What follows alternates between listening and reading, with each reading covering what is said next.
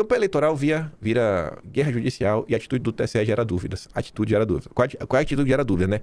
A dúvida é, será que vai censurar como 2022 ou a eleição vai ser um pouco mais justa ou um pouco menos injusta para a direita? Essa é a dúvida. Uma guerra na justiça já invadiu a campanha presidencial antes mesmo dela começar oficialmente. Isso mostra que a eleição deste ano será disputada não apenas nas urnas, mas também nos tribunais. O que mais surpreende é que essa batalha envolve também o próprio judiciário, que, em tese, deveria ser uma instância neutra, preocupada apenas em garantir o equilíbrio do pleito. Como já virou rotina, o Supremo se tornou parte da discussão. Candidatos de direita percebendo o desgaste da corte e não tem como dado nas tintas. Até o PT, percebendo para onde o vento sopra, também passou a defender mudanças no funcionamento do Supremo, mas sem a agressividade dos opositores. Uma eleição que será marcada pela inteligência artificial e pelos cortes nas redes sociais, os candidatos têm recorrido à campanha negativa contra os opositores e, por causa disso, houve ações na justiça eleitoral. Aí é só o começo. Vamos lembrar que oficialmente eles nem são candidatos ainda, são ainda pré-candidatos. Começo, o pessoal de lado critica de um lado, critica do outro, processo de um lado, processo do outro. Quando a campanha começar para valer, depois das convenções de julho, podemos esperar uma enxurrada de tiro, porrada e bomba. E nesse contexto, é importante ficar atento a como vai se comportar o TSE. Nas últimas campanhas, olha a descrição. A corte adotou linha dura contra fake news e peças agressivas. Foi isso que aconteceu? Acho que foi censura, viu? Acho que não foi combate a fake news, acho que foi censura. Mas agora o comando será outro. 2 ministros indicados por Bolsonaro, Nunes Marques na presidência e Mendonça como vice. Há uma expectativa de que a corte agora possa ser mais leniente com os comportamentos em nome da liberdade de expressão. Aí a Folha dá a entender que senão ele vai ser leniente com fake news, vai ser leniente com peças agressivas. As eleições devem ser um pouco menos injustas, mas se preparem. Aí o Estadão vem comentar sobre a situação do Lula. Reforçando, né, que o Lula, meu filho, tá com muita sorte pra ganhar, viu? Não é impossível. Mas tudo indica que o Lula vai perder. Lula perdeu os jovens. Há poucos dias, 2 personalidades do chamado campo progressista, a presidente da UNE e o presidente da CUFA, expuseram sem rodeios o que muitos na esquerda têm receio de admitir publicamente. Lula perdeu o pulso da juventude brasileira. E não por falhas de comunicação, mas por sua incompreensão de que os anseios dos jovens mudaram, assim como o Brasil e o mundo. Lula sequer tem celular, que foi o que a Bianca Borges da Uni falou. Cara, eu não tenho celular, velho. Todo mundo tem celular, o jovem tá na internet. Nem celular o Lula tem. Totalmente desconectado. Ao Estadão, Bianca Borges reconheceu que a falta de Lula se conectar que falta a Lula se conectar com o sentimento das pessoas. Como cometeu a heresia de apontar falhas do Dermiugo, a presidente da Uni foi tão atacada por partidários do Lula que logo depois sentiu-se compelida a se retratar. Só essa reação mostra como os ditos progressistas, e o governo Lula em particular, são infensos à autocrítica. O que ajuda a explicar o que o petista está tão distante dos sentimentos dos eleitores mais jovens. Já Preto Zezé da CUFA, em entrevista ao Globo, diagnosticou uma crise de criatividade e Lula para estabelecer laços com os jovens brasileiros. A observação de que o acesso à universidade, ao consumo e ao emprego formal já não basta para satisfazer os anseios das novas gerações foi ainda mais reveladora. Durante seus primeiros mandatos, Lula construiu uma agenda baseada na ampliação de oportunidades. À época, de fato, havia uma demanda reprimida, digamos assim, hoje, porém, a realidade é outra. A matéria aqui é boa, porque assim, tudo que aponta que o Lula não consegue entregar, e que falta, e que os jovens querem, se a direita entregar, é que vocês acham que vai acontecer? Os jovens vão migrar ainda mais para a direita. E eu discordo um pouco do Estadão quando fala assim, o Lula consegue, assim, valeu.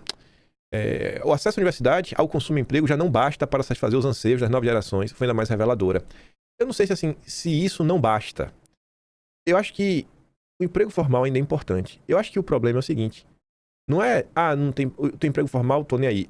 É que o emprego formal, ele não tá dando para pagar as contas. Ele não tá dando para que as pessoas conquistem coisas de verdade, coisas perenes, tipo uma casa, só com simples emprego.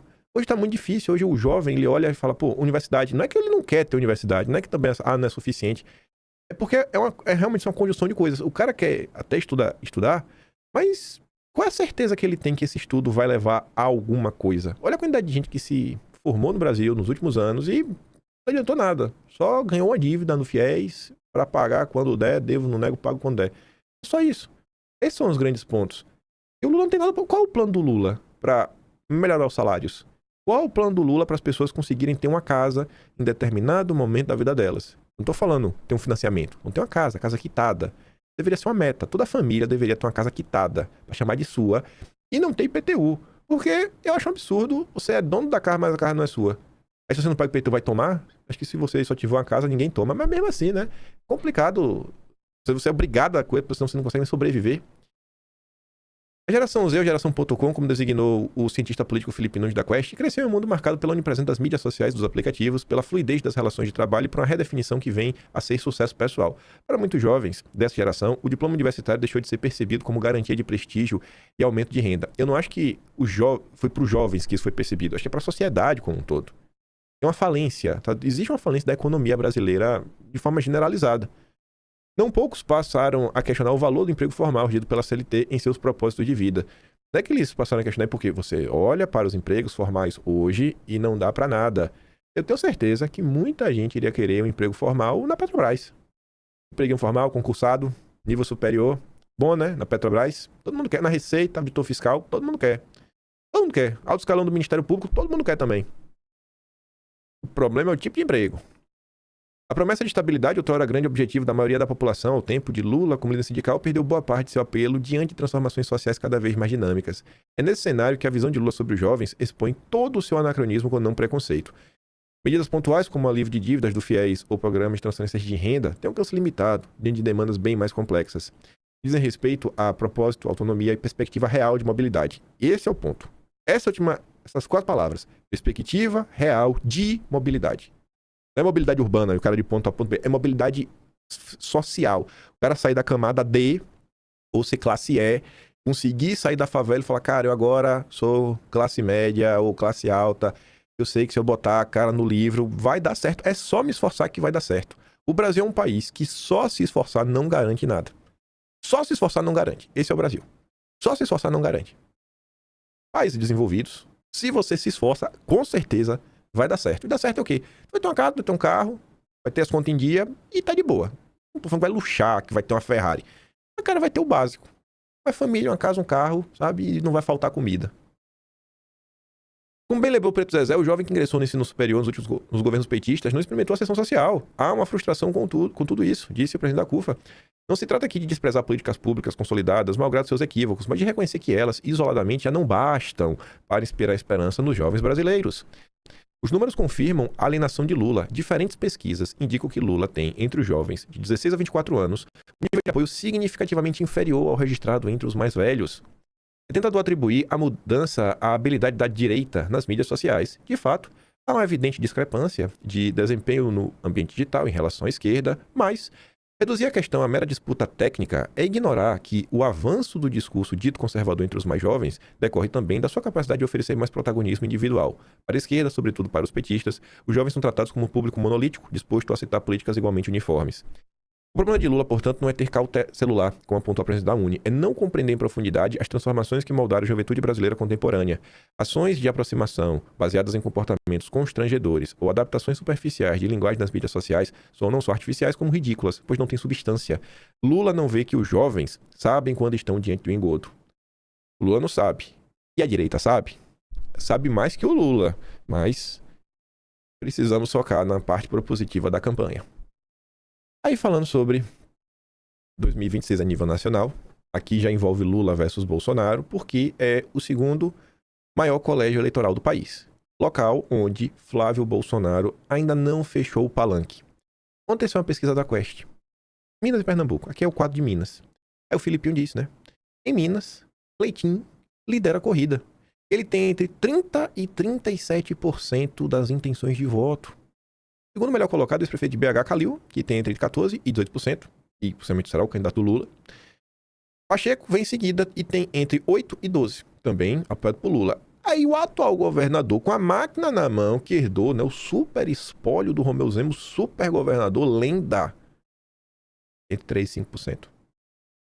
3% e 5%. Vocês acham que tem alguma chance do Matheus Simões dar a volta por cima, gente? 3% e 5%. É um engodo. Simplesmente assim, velho, não dá, cara. Simplesmente não dá uma coisa dessa. Só que mostra mais coisas.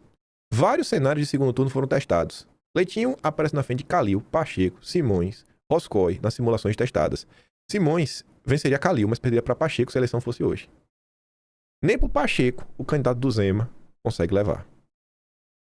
Aí você olha isso aqui, ó. Quem poderia ajudar o crescimento do Simões é o antigo governador Romeu Zema, que terminou seu mandato com 52% de aprovação.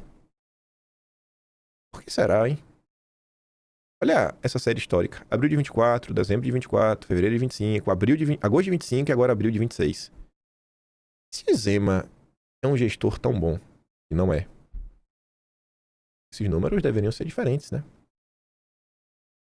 A desaprovação do Zema me parece bem alta, 41%. E a aprovação bem baixa, 52%. Aí tem ali o não sabe, não respondeu, né? Coisa, viu? E para complexificar o quadro, 49% dizem que Zema não merece fazer o sucessor, enquanto 42% acreditam que sim. A maior parte do estado não, o Zema não, tem que mudar. Passou 8 anos lá e essa aí é a forma como as pessoas enxergam o Romeu Zema lá em Minas. E o pessoal que fala, não, colocar o Zema de vice, porque vai ser importante, para trazer o voto dos mineiros. Vai? O Zema vai trazer o voto? Tu acha que o Zema vai trazer o voto dos mineiros? Ah, Jesus. Nesse momento você devia estar se perguntando isso daqui. Você devia estar se perguntando sobre isso daqui. Tenho muitas ressalvas com o Cleitinho. E quem me acompanha aqui sabe. Eu também tenho muitas ressalvas. No entanto, o cara demonstra muita vontade de caminhar junto ao Flávio na eleição de 26. O que falta para definir esse palanque tão importante em Minas? Nós vimos nos últimos dias que, por conta de liberação de emendas para as regiões onde Nicolas quer eleger os seus 9 candidatos, eu não sei o nome dos nomes, mas são 9. Nicolas está fazendo um lobby e pressão para o Matheus Simões ser o candidato da direita. O que pede para todo mundo, basicamente. Vamos ajudar, Nicolas. Vamos ajudar, campeãozinho. Vamos entrar em campo aí para